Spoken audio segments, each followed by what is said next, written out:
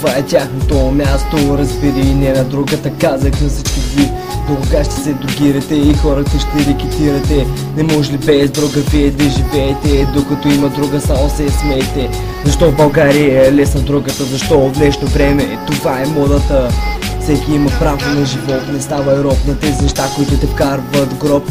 Имаш дроб, който иска да диша, ти всеки ден го превръщаш в ниша. Това, което говорим между нас остава, но запомни, кога човек наркоман става. Мечтите си пребава, времето се пропилява. Затова трябва на време да го проумява.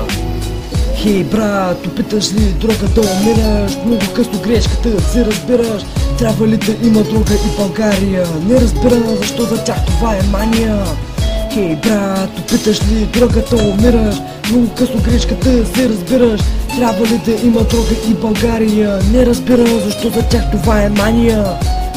Не на другата, това си определям. Това е за всички, за това споделям. От ъгъла на улицата чака дилър на твоя живот, се превръща в килър. Искаш да опиташ от неговата стока, накрая ще ти излезе на цена жестока. Пробваш веднъж, усещане прекрасно, но ще дойде, когато ще бъде и ужасно.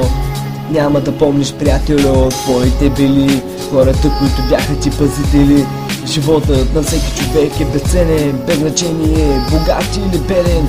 Зор човек, но истината е такава, че на наркомана съдбата му за нищо не става. Хей брат, опиташ ли друга да умираш? Много късно грешката се разбираш. Трябва ли да има друга и България? Не разбира защо за тях това е мания. Хей брат, опиташ ли друга да умираш? Много късно грешката се разбираш. Трябва ли да има друга и България?